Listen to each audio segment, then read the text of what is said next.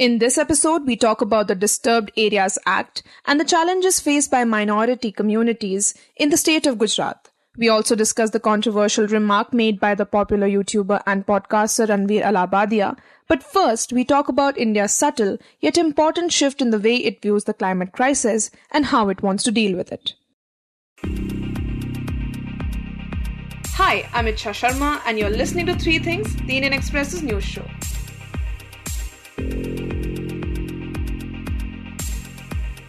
Turns out that increasingly India has been making it clear that the international climate regime is too preoccupied with achieving specific temperature goals and has said that developing countries should prioritize adaptation over reducing carbon emissions.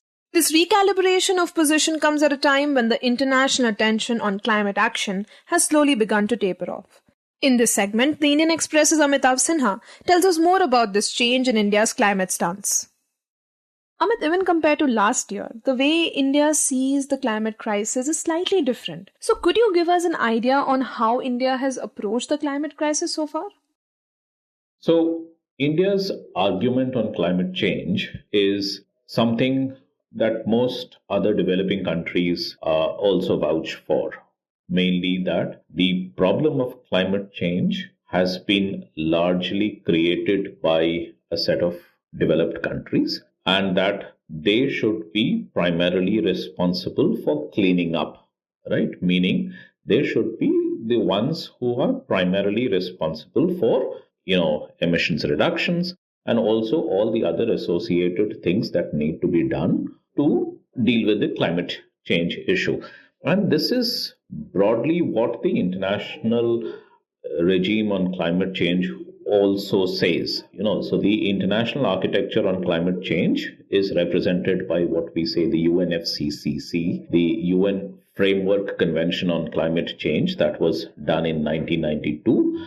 And then, something which is more familiar, the Paris Agreement. So these two international agreements actually represent the international architecture on climate change, how the world should tackle climate change, right? So that is what it is. And India and all the other developing countries agree on this basic principle that there has to be a differentiation between the responsibilities of the developed countries and those of the developing countries. And this differentiation is very well enshrined within the UNFCCC, the Framework Convention, as well as the Paris Agreement itself, that countries have differing responsibilities. While the problem is common, everyone is affected by climate change, but the responsibilities or the duties of it is differing. It is different for developed countries and slightly different for developing countries.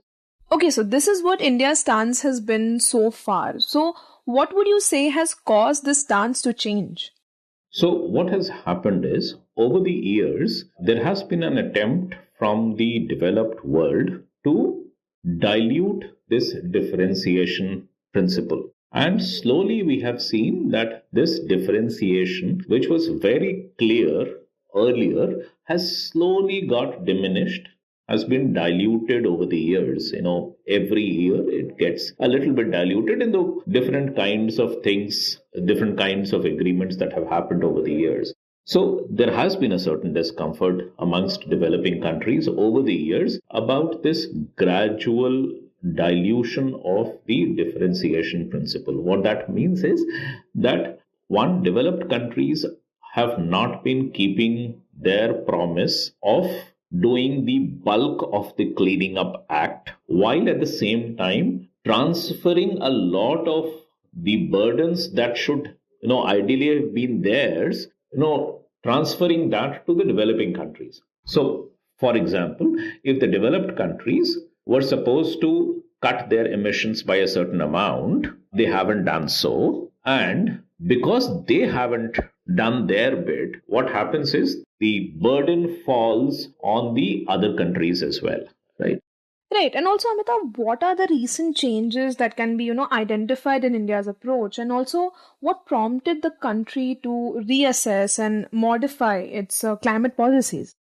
So there has been a very perceptible shift in the kind of emphasis that goes on in India's narrative on climate change. And it was one very noticeable in last year's economic survey. And in their last year, the economic survey actually put out an argument that was somewhat radical. For example, for the first time, India was challenging the basic assumption on which the entire international regime on climate change works. Now, if you remember, the goal of Paris Agreement is to restrict the global rise in temperatures below 2 degrees centigrade and preferably within 1.5 degrees Celsius itself from the temperature levels that existed at a certain point in time in history, the average of 1850 to 1900, which is called the pre-industrial times. Now, what India said last year is that, look, this entire approach of focusing on one temperature target is a flawed. Now, that is going against the global consensus on what kind of climate actions has to be or what should be the goal.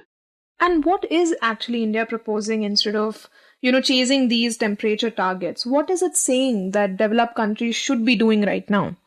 So it said that, look, for the developing countries, the need to cut down emissions or to decarbonize should not come at the cost of development. And then it further argued that, look, probably development is the best antidote to climate change. In most cases, probably development would offer the best defenses against the impacts of climate change. So that was the kind of argument. I mean, it's not very different from India's earlier thought process as well, but it was never expressed in this manner. It was being made and it was being expressed very forcefully also. Again, at last year climate meeting, which happens every year, after the meeting, when the outcome was not to the liking of the developing countries, they were negotiating a climate finance agreement. And what came out was a sort of a disappointing outcome from that meeting. So it was India actually which had a very angry outburst. We have never seen India making a point so strongly and in such an angry manner, saying that this disappointing result actually erodes the trust in the system itself.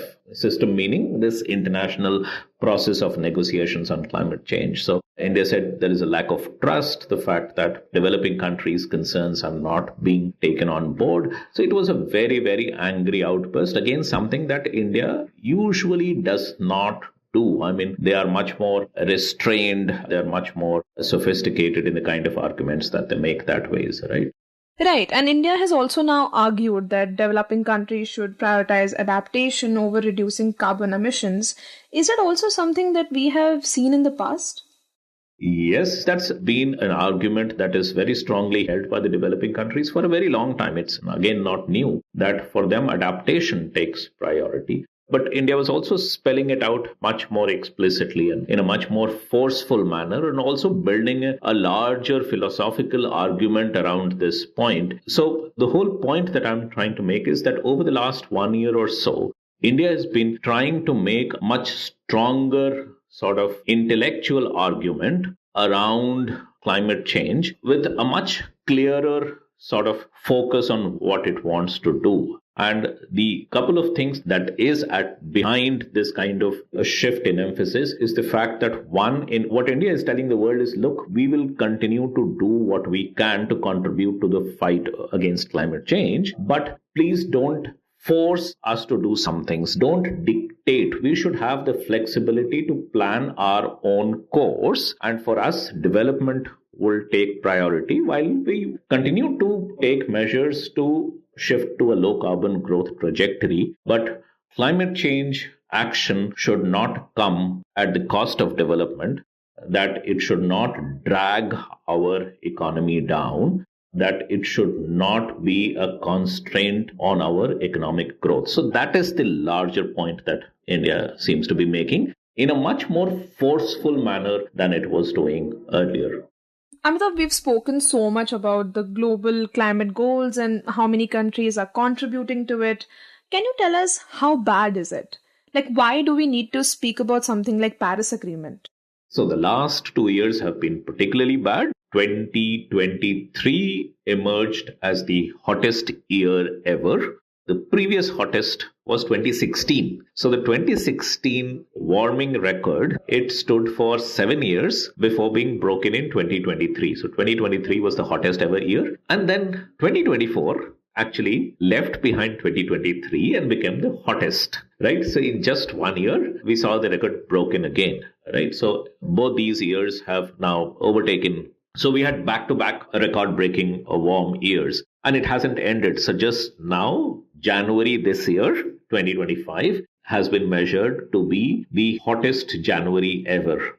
And we have seen several such monthly records being broken in the last 2 years. In 2023, almost every month was either, so January probably was the warmest January, and March would be the second warmest or the third warmest, that kind of thing. So every successive month has broken one or the other record. These 2 years have been unusually warm. I mean, there have been reasons that have been attributed to it, and we can't go there in the interest of time. But these have been record-breaking years that ways. And I think every month except one in the last 2 years, so which means 23 out of 24 months, the monthly average temperature was above 1.5 degrees from pre-industrial times. So on a monthly basis, each of these months, except one, I think it was July 2024, the warming was in excess of 1.5 degrees centigrade. So it's bad, probably. So in one word, the situation is bad.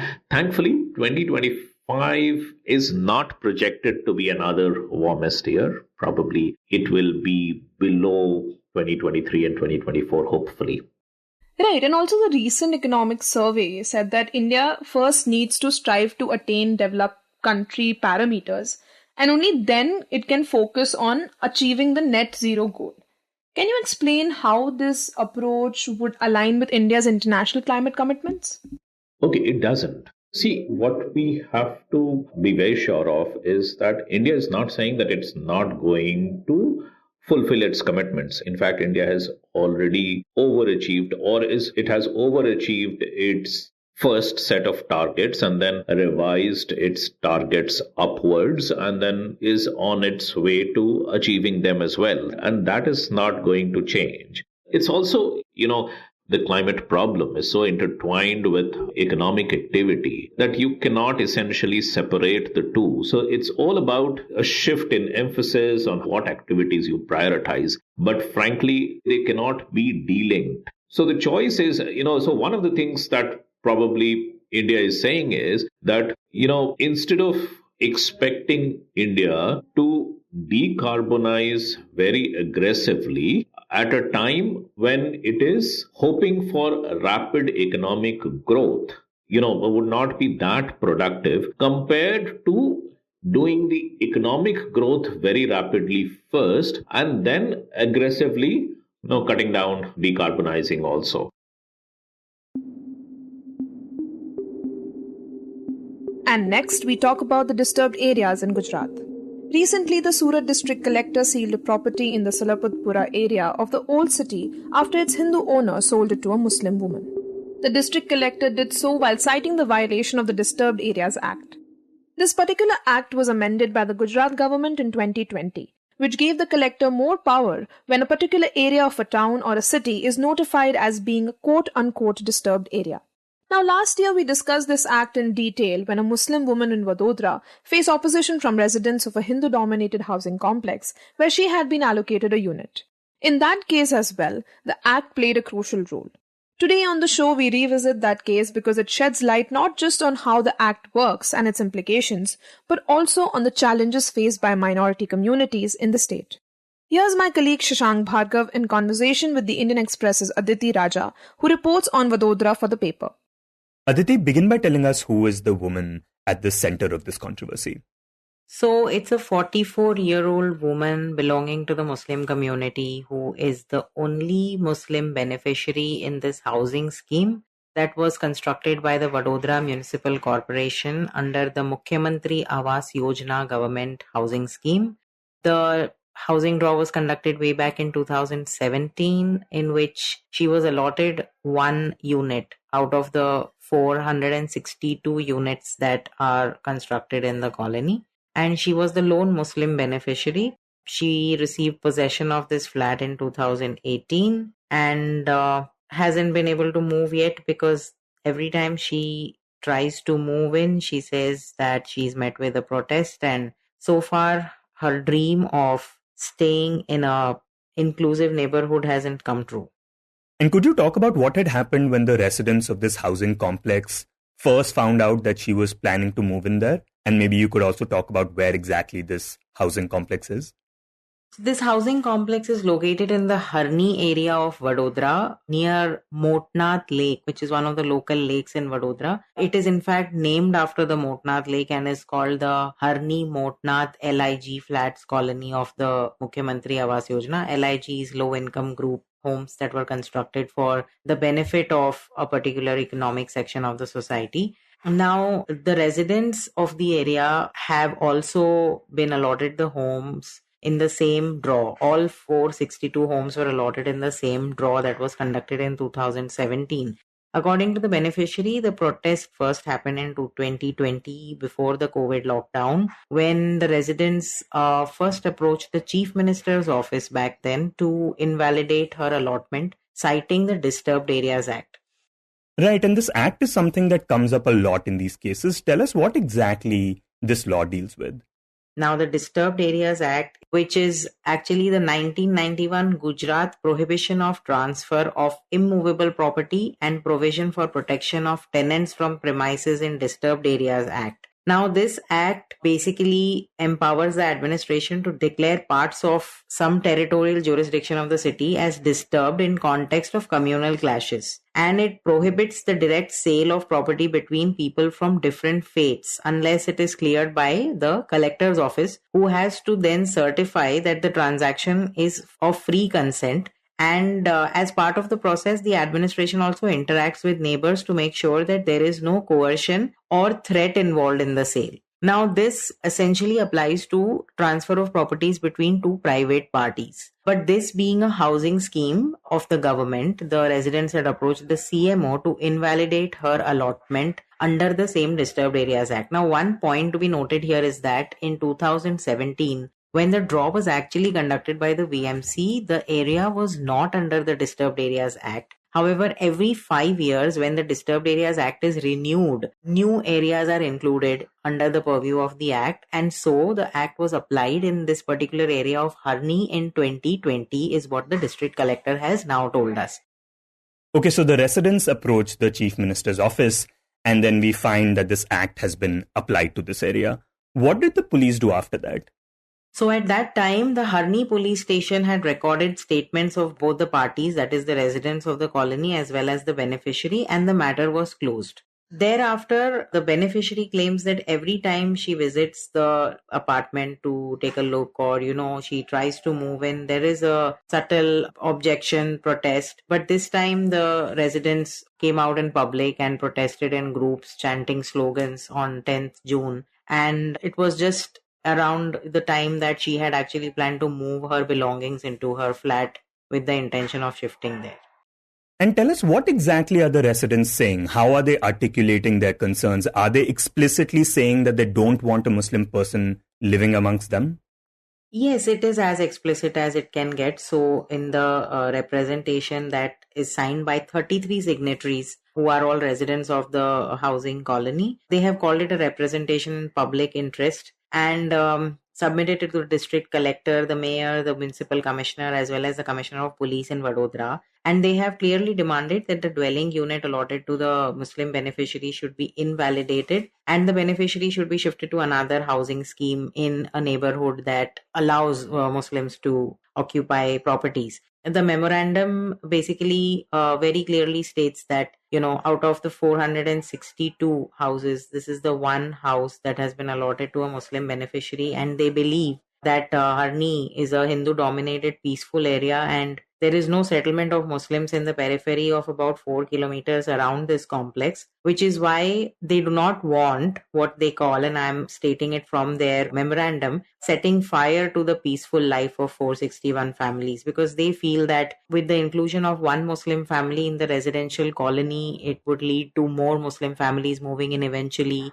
and lead to communal clashes, especially during festivals, which they have said in the memorandum. And they have also blamed the VMC for being negligent and subverting the process of law and allotting a unit to a person from the minority community in a majority dominated neighborhood. And Aditi, you spoke to this woman. Tell us, what does she have to say about these protests and this backlash against her? So we spoke to her, and obviously she was not willing to be identified. And at the same time, she was pretty firm about the fact that she has purchased this property from the LIG housing scheme with her hard-earned money. And she was very firm that she is not intending to sell the property right now. She will wait it out and, look at how things move ahead. Her idea of applying for this allotment was the fact that she wanted to live in an inclusive neighborhood along with her son, who is currently a student of class 12. And she said that she has grown up in an inclusive neighborhood, despite the fact that Vadodara witnessed riots in 2002, Gujarat riots. And although she has witnessed those times in the city, she still believes that a mixed neighborhood is the way to live, and, mingling with communities is very important. So she wanted to give that kind of an environment to her son, which is why she had applied for this allotment and also received it. And she was very joyful about it. But she is quite disheartened now that, despite having received the allotment as far back as in 2017 and possession in 2018, she hasn't been able to actually enjoy her property as she would have liked to live there and enjoy. And Aditi, could you tell us how common such incidents are in Gujarat? Because in some sense, we find this happening in so many other parts of the country as well, where, for example, people from the Muslim community face problems even renting places in neighborhoods that are Hindu-dominated. So, as I mentioned earlier, the Disturbed Areas Act is the law which empowers the administration to declare parts of cities or towns as disturbed in the context of communal clashes. And then it prohibits the direct sale of property between parties belonging to different religions unless it is cleared by the collector's office and it is not a distress sale. Now, this entire law, it is founded in this belief that the two communities cannot peacefully coexist because of the history of communal clashes that have been witnessed in Gujarat, in many cities. And in Vadodara specifically, the Disturbed Areas Act has been very commonly used to file cases in the court by third parties objecting to transactions between two willing parties. So we have at least 5 cases from Vadodara that have gone to the High Court challenging the sale of properties between people of different faiths, and in all 5 cases the courts have so far upheld the transactions of properties. So while it is a measure to rule out distress sale in communal situations, the law in a number of instances has come in the way of regular property sales between Hindus, Muslims, or any other religions for that matter. In many of these cases, neighbors have objected to the sale, citing violation of the act on the common misconception that the law is meant to prohibit sale of properties from one community to another. Whereas the actual ground or the actual principle of the law is to just make sure that the property is not sold in distress by one particular party. So it is very common, although we don't have the exact number of cases that have been filed under the Disturbed Areas Act across the state. The Disturbed Areas Act does apply to several districts in Gujarat, and wherever it is applied and extended, there are these kind of complaints from locals challenging, sales between private parties. Right, and this case is unique because here we don't have two private parties. Here we are talking about a government allotment, and this is perhaps the first time this is happening. Are any local authorities planning to take any action or intervene in this matter? So, while in the current case, the Vadodara Municipal Corporation, which allotted the homes, has said that it has no role to play now except for assisting the beneficiary by granting her permission to sell her property if she so desires, since it has a prohibition period of about 5 or 7 years before she can sell it. They are willing to allow her the permission to sell if she wants to. But she has told us yesterday that she's not looking at selling her property right now. On the other hand, the district collector also told us that the Disturbed Areas Act does not apply to government housing schemes or allotments of properties made by governments or semi-government organizations to beneficiaries, because the law is very clearly meant for transactions between two private parties or allotments by private developers, not by the government. So on Friday, the Gujarat High Court also refused to take up the matter suo motu at the insistence of an advocate. However, since the housing society in question is a registered cooperative, the beneficiary can proceed with legal action against the managing committee if she desires by approaching the registrar of cooperative housing societies or a competent court. Fortunately, the Gujarat High Court has held a very broad view in, the previous cases from Vadodara, where such transactions have been challenged between parties of two different faiths. In fact, the Gujarat High Court observed in one of its recent cases under Disturbed Areas Act that it is disturbing that a successful purchaser of a property in a disturbed area is being hounded and thwarted in his attempt to enjoy the fruits of the property which he has successfully purchased. The High Court has so far upheld the sale of all the transactions that have been challenged, and has also said that third parties such as neighbors are not required to be heard. And it has also noted that the authorities, while considering the transfer of property under the Act, have to decide only if it is a distress sale and not whether it will create a law and order problem, which is what most residents who object to such sales state and contend, and that is what the residents of this particular cooperative housing society have also been contending.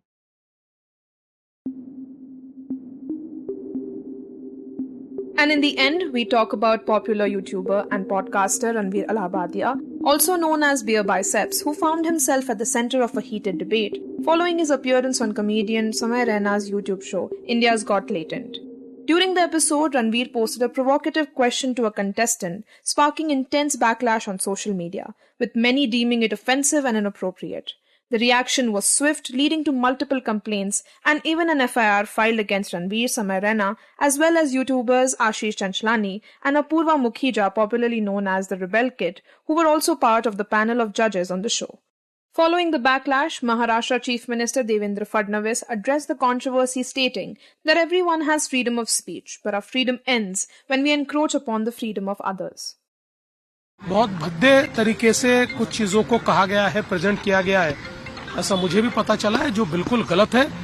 Freedom of speech सभी को है, लेकिन हमारी freedom वहां समाप्त हो जाती है जब हम किसी और के फ्रीडम पर इंक्रोच करते हैं, और इस प्रकार का इंक्रोचमेंट ठीक नहीं है। मुझे ऐसा लगता है कि अभिव्यक्ति इसकी भी कोई मर्यादाएं है। हमारे समाज में हमने अश्लीलता के भी कुछ नियम तैयार किए हैं, अगर उनको कोई पार करता है तो ये बहुत गलत बात है।